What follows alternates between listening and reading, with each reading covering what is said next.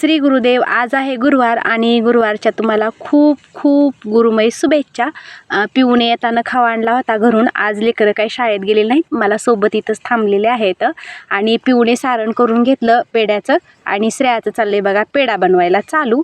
आता श्रेया खूप छान पेढे बनवायला लागली आणि तिला छान पेढे पण बनवायला येतात आणि आज गुरुवार असल्यामुळे पण का म्हटलं चला बनवा पेढा, आपल्याला पण एखाद दुसरा पेढा होईल खायला. आज गुरुवार उपवास असल्यामुळं.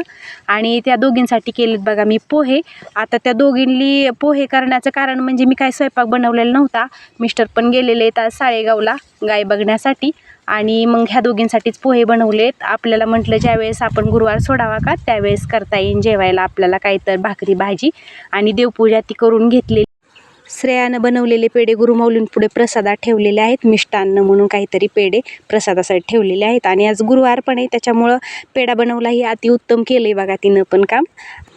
आणि आज मी गुरुवारनं जरा 4 नंतरच सोडणार आहे, कारण पण असंच आहे खरं तर शरीरासाठी एक दिवसभर उपवास, शरीरासाठी उपवास करणं खूप अत्यंत महत्त्वाचं आहे. आठवड्यातनं 1 वार निरंकार उपवास करावा. आता निरंकार नाही काय होणार, पण 4 नंतर मी सोडणार आहे. श्री गुरुदेव.